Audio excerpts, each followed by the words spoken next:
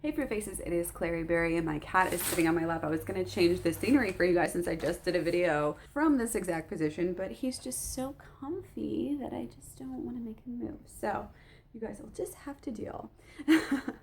So I wanted to come back and talk to you again a little bit about goals. I just kind of was doing some thinking about my own goals, and I was remembering some things that I had learned about goals over the years. I really got into positive thinking. My kids were young and I was doing passion parties. I saw The Secret. I actually had somebody give me The Magic of Thinking Big, which was a book, and it kind of all happened at the same time, and I got really into positive thinking and things like that, law of attraction, and goal setting as well.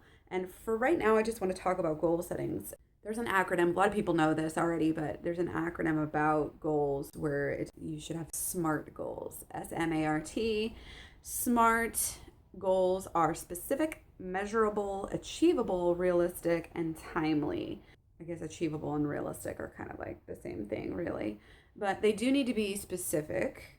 Your brain really needs to be able to wrap around, and not only your brain but your emotions kind of need to be, and your actions need to be able to wrapped around this. And the more specific it is, the more clearly the picture that you can see, the better.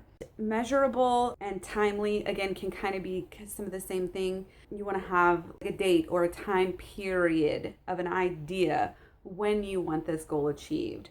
And that's kind of one of the ways you can measure it. But it should be measurable. It should be like if you're like trying to make money, you want to have a number, or like completely pay off something. And you always want to have it be in the positive. You don't want to say I'm debt free, or I'm losing all the fat, or things like that. Even losing weight, you don't want to have that be your goal, because obviously it's not that specific, it's not measurable, you can't really quantify that, and you wouldn't have a time period on there as well.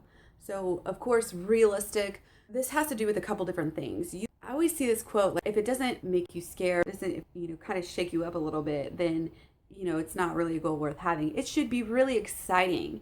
It should be something that you have to push for. But if you're in the back of your mind sitting there telling yourself, oh, that would never really happen, then you're really just wasting your time trying to set a goal or have an affirmation.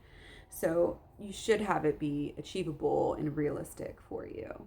Changing up your goal is something that you may have to do. You want it to have it in a vision that you can really tap into and imagine and have positive feelings with, because positive thinking is one thing, but the feeling part is really what activates this whole process of positive thinking and the law of attraction and everything. It's really the magnet that's going to draw what you want to you. So taking that time and really getting into the mode, and like if you've seen The Secret, where he's like pretending he's driving his car that he wants or whatever, that's what I'm talking about. And when you have it, you also want to have it in an affirmation. I'm a big fan of the Post-it notes, putting the Post-it notes all over, but make sure that what you're writing out is giving you a good feeling. Make sure that what you're writing out is in a positive statement. Again, you're not debt free. You don't, if you want to say it like that, you say, I have a zero balance on this credit card or something. It's completely paid. I wouldn't even do paid off, because that's always think about paying stuff off. So yeah, zero balance, or I own my home clear and free, or whatever.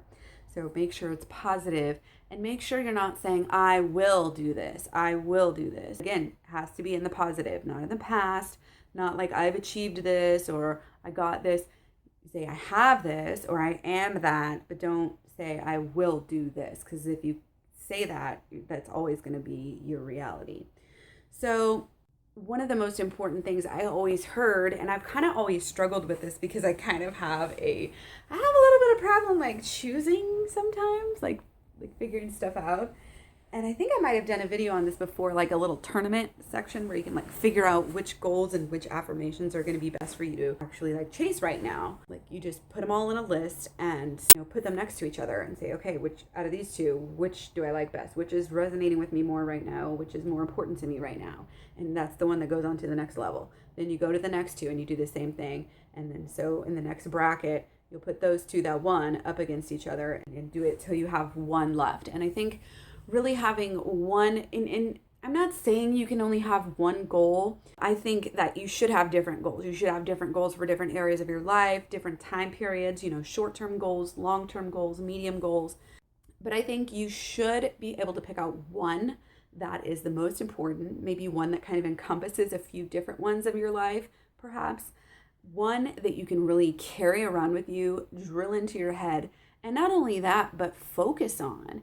Because, I have heard that like really you can really only accomplish like one big thing at a time. And as a multitasker, again, I kind of have issues with that. As a mom, I have issues with that.